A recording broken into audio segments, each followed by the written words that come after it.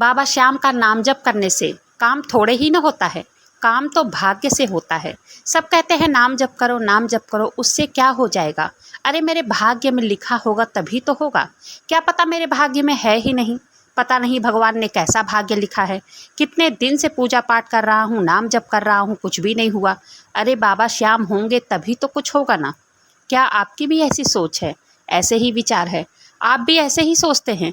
तब एक भक्त के साथ हुई बाबा श्याम के इस चमत्कार को सुनिएगा ज़रूर।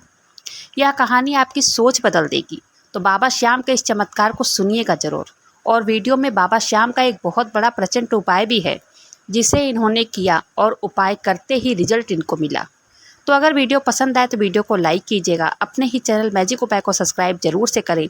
बाबा श्याम के ऐसे ही चमत्कार को सुनने के लिए और दिल से बाबा श्याम का जयकारा जरूर से लगाइएगा। यह कहानी सूरत के एक व्यापारी की है। मैं उनका नाम नहीं शेयर करूंगी क्योंकि उन्होंने नाम शेयर करने से मना किया है। वो कपड़े का व्यापार करते हैं।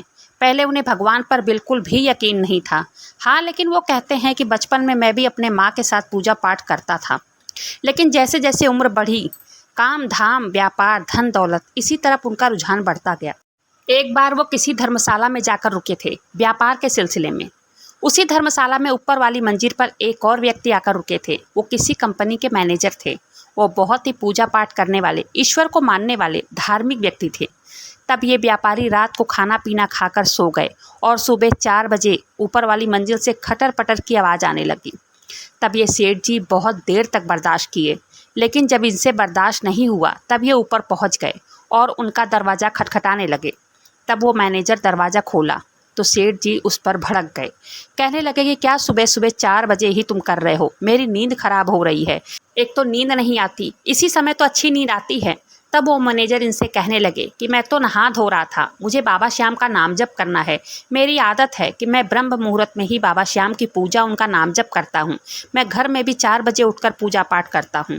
तब ये सेठ जी उन पर भड़क कर कहने लगे कि पूरा दिन पड़ा है, जो मर्जी में आए वो करो। सुबह के टाइम में 4 बजे करना ज़रूरी है क्या? पूजा नाम जप करके कुछ भी नहीं होता। अपनी मेहनत से मिलता है जो कुछ मिलता है, अपनी किस्मत से मिलता है। भाग्य में जो लिखा होता है बस वही मिलता है। पूजा पाठ नाम जप से कुछ भी नहीं मिलता। तब वो मैनेजर इनसे कहने लगे, अरे भाई ऐसा मत बोलो, क्योंकि बिना भगवान के मर्जी के एक पत्ता भी नहीं हिलता है। बाबा श्याम तो कलयुग के राजा हैं, उनके दर पर किस्मत भी बदलती है। आप भी एक बार वहाँ जाकर तो देखो, तब तुम उनके शरण में जाओगे, उनका गुणगान करते हुए नहीं थकोगे। एक बार आप उनके शरण में जाकर देखो। तब ये सेठ जी झल्लाते हुए कहने लगे कि सब बकवास है, ऐसा कुछ नहीं होता। तब वो सेठ जी उनसे कहने लगे कि क्या बाबा श्याम मुझे खाना दे सकता है? अगर मैं पूरा दिन कुछ भी ना खाऊं तो क्या वो मुझे खिला सकते हैं? तब वो मैनेजर कहने लगे, खाटू वाले को चैलेंज मत करो, वो कब क्या कर दें कुछ भी नहीं पता चलता। हाँ, मैं कहता हूँ वो तुम्हें आज पूरा दिन भूखा नहीं रहने देंगे। अब उनकी माया बहुत निराली है, आप उनकी माया को नहीं समझ सकते हो। तुम उनकी माया के भंवर में ऐसे फंस जाओगे कि तुम्हें कुछ भी नहीं पता चलेगा। तब वो सेठ उस मैनेजर की सारी बातें सुनकर अपने कमरे में आ गए। उन्होंने सोचा कि मैं सारा दिन सोऊंगा, दरवाज़ा ही नहीं खोलूंगा, तब मैं देखता हूँ कि मुझे कैसे इनके बाबा श्याम आके कुछ खिला पिला देते हैं। तब वो अपने कमरे में अंदर से कुंडी बंद करके सोने की कोशिश करते हैं। तब सेठ जी सो जाते हैं, उन्हें नींद आ गई। 3-4 घंटे बीत गए, सुबह 10 बज गए। तब सेठ जी के पास कॉल आता है उन व्यापारियों का जिनसे सेठ जी को मिलना था। सेठ जी उठकर नहा धोकर अपने काम के लिए चले गए, क्योंकि व्यापारियों से बात करनी थी और इनके पास ज़्यादा टाइम था नहीं, उन्हें सूरत वापस लौटना था। तब सेठ जी तैयार होकर चले गए। वहाँ जाकर इन्होंने व्यापारियों से बात की। तब ये व्यापारियों ने इन्हें चाय पानी नाश्ता ऑफ़र किया, लेकिन इन्होंने बहाना बना दिया कि नहीं, अभी मैंने खाना खाया है, पेट में बिल्कुल भी जगह नहीं है। ऐसे ही दोपहर हो गई। सेठ जी भूख से तिलमिला रहे थे, लेकिन इन्होंने भी सुबह सुबह कसम जो खाई थी कि आज पूरा दिन ये कुछ नहीं खाएंगे। तब इन्होंने अपना काम ख़त्म किया और अपने कमरे में लौट आए। तब वहीं धर्मशाला के पास वाले मंदिर में भागवत कथा ख़त्म हुई थी और वहाँ भंडारा चल रहा था। वहीं भंडारा से कई लोग खाना लेकर जा रहे थे और कई लोग भंडारा खा कर आ रहे थे। तब ये सेठ जी चुपचाप वहीं अपने गेट के बाहर बैठे हुए थे, सब कुछ देख रहे थे। इन्होंने अपने मन में एक बार सोचा कि जाऊं खा लूं, भूख लगी है, लेकिन इन्होंने जो प्रण लिया था कि आज कुछ नहीं खाऊंगा। तब ऐसे ही बैठे बैठे सब देख रहे थे। वहाँ एक छोटी बच्ची आई और वो अपने लिए पत्तल में पूरी सब्जी लेकर आ रही थी। तब ये बच्ची के साथ सेठ जी खेलने लगे। कहने लगे, बेटा ये किसके लिए लाई हो? तब वो बच्ची कहने लगी, ये मेरे लिए है। तब सेठ जी उनसे मजाक करने लगे, नहीं ये तो मेरे लिए है, मैं ही खाऊंगा।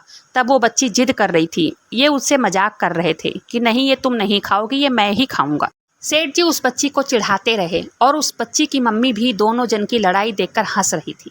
मजाक मजाक में चिढ़ाते चिढ़ाते सेठ जी ने एक टुकड़ा पूड़ी का उठाया और सब्जी में डुबाते हुए उस बच्ची को चिढ़ाते हुए अपने मुंह के पास लाए और बोले, नहीं ये मैं ही खाऊंगा, तुम्हारे लिए नहीं है। और उस बच्ची को चिढ़ाते चिढ़ाते सेठ जी ने अपने मुंह में डाल लिया।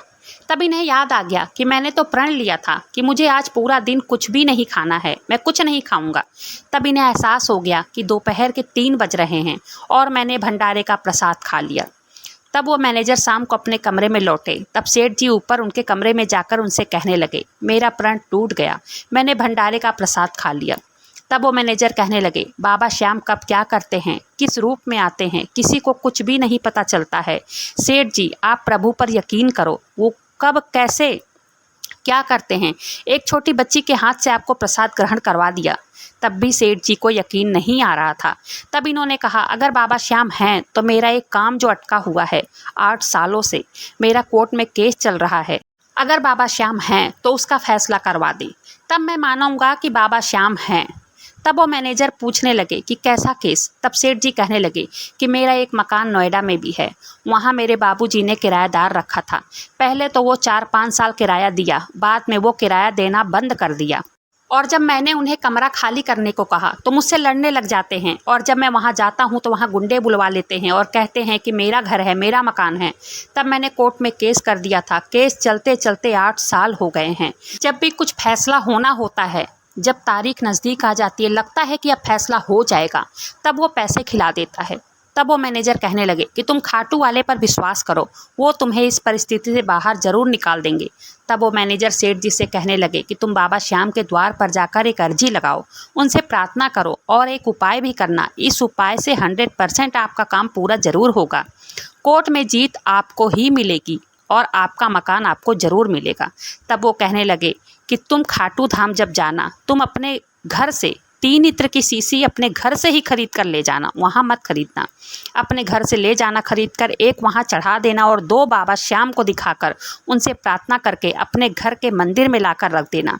और जब भी कोर्ट जाना हो तब उसमें से इत्र लगाकर बाबा श्याम से प्रार्थना करके ही जाना। तुम्हारा काम बाबा श्याम की कृपा से ज़रूर बनेगा। तब सेठ जी ने उनसे फ़ोन नंबर लिया। फ़ोन नंबर लेके वो अपने कमरे में लौट आए और उसके बाद वो सीधा सूरत चले आए। यहाँ पर आकर उन्होंने अपनी पत्नी से ये सारी बातें बताई। तब इनकी पत्नी कहने लगी कि चलिए एक बार चलते हैं खाटू धाम। तब सेठ जी का पूरा परिवार अपने घर से उस मैनेजर के बताए अनुसार इत्र के 3 शीशी खरीद कर ले गए और बाबा श्याम का दर्शन किया इन सब लोगों ने। और वहाँ उन्होंने एक इत्र की शीशी चढ़ा दिया बाबा श्याम के आगे और 2 इत्र की शीशी उन्होंने बाबा श्याम को दिखाकर वापस ले आए। वापस लाकर अपने घर पे अब बहुत ही श्रद्धा के साथ उन्होंने अपने घर के मंदिर में रख दिया और जब भी कोर्ट जाते ध्यान से वो इत्र को लगा कर जाते। 15 दिन ही बीते थे कि 15 दिन के बाद तारीख थी उनकी। आगे वो बताते हैं कि नई जज आई हुई थी। उन्होंने हमारे एरिया के पुलिस वालों को फटकार लगाते हुए कहा कि इनके नाम का कागज़ है। उन लोगों ने भी फर्जी कागज़ बनवा रखा था। तब वो जब पुलिस वालों को फटकार लगाते हुए जज ने कहा, इतने सालों से इनके मकान पर कब्जा हुआ है, इनका कागज़ सही है, इन लोगों पर FIR दर्ज करो जिन्होंने कब्जा कर रखा है और इनका मकान इन्हें दिलवाओ। तब पुलिस वाले सेठ जी से कहने लगे कि तुम थाने आकर इन लोगों पर FIR दर्ज करवाओ। तब सेठ जी ने कहा, मैं क्यों आऊँ, जज ने तुम लोगों को कहा है, तुम लोग करो।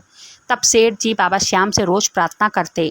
करीबन 2 महीने हुए थे और एक दिन पुलिस वालों का फ़ोन आया कि आपके किराएदार आपसे समझौता करना चाहते हैं। तब मैंने कहा कि समझौता, वो मुझे समझौते में क्या देंगे। तब पुलिस वाले कहने लगे कि वो पैसे दे रहे हैं, तब तुम एक दिन डिसाइड कर लो और दोनों आमना सामना कर लो।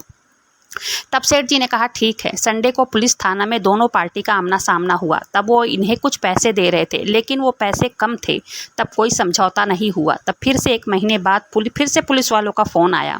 वो कहने लगे कि सेठ जी इतना भी मत करो, समझौता कर लो, मुझे भी कोर्ट में जवाब देना है।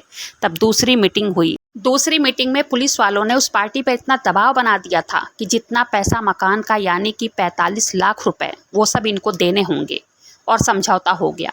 और मात्र 3 महीने का टाइम दिया गया। 3 महीने के बाद सारे पैसे उनको देने पड़ेंगे।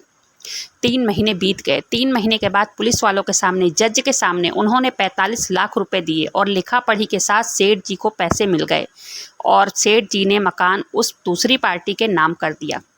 फिर सेठ जी ने उस मैनेजर को फ़ोन करके अपने साथ हुई बाबा श्याम के चमत्कार को बताया और उन्हें अपने घर पर खाने का बुलावा दिया। पहले सेठ जी को किसी भगवान पर यकीन नहीं था, लेकिन 8 सालों से चलते केस को बाबा श्याम ने मात्र 1 साल में सुलझा दिया। तब से सेठ जी बाबा श्याम की रोज़ पूजा करते हैं, रोज़ नाम जाप करते हैं और जब भी उनको टाइम मिलता है तब वो खाटू धाम जाते हैं, बाबा श्याम से धन्यवाद करते हैं। तब से सेठ जी बताते हैं, मेरे कारोबार में भी अच्छी खासी बढ़त देखने को मिली है। अब सेठ जी जिससे देखो उसी से बाबा श्याम के गुणगान करते नहीं थकते हैं। अब वो कहते हैं कि खाटू धाम में भाग्य भी बदले जाते हैं। उसी पैसों से सेठ जी ने सूरत में एक दूसरा मकान भी खरीद लिया है। वो बताते हैं कि जब से बाबा श्याम की पूजा नाम जप करने लगा हूँ, तब से मेरे व्यापार में भी अच्छी खासी बढ़त देखने को मिली है। तो श्याम भक्तों, हर आए दिन बाबा श्याम के चमत्कार की ऐसी ही कहानी, ऐसा ही अनुभव सुनने को मिलता है। वो कब किसके साथ क्या करते हैं किसी को कुछ भी नहीं पता चलता है। तो इनके साथ हुई चमत्कार की सत्य कहानी यहीं पर समाप्त होती है। अगर वीडियो पसंद आए तो वीडियो को लाइक करें, अपने ही चैनल मैजिक उपाय को सब्सक्राइब जरूर से करें। बाबा श्याम के चमत्कार को ऐसे ही सुनने के लिए दिल से बाबा श्याम का जयकारा जरूर से लगाइए। मिलते हैं फिर ऐसी किसी वीडियो के साथ, तब तक के लिए जय श्री श्याम, हारे के सहारे की जय हो।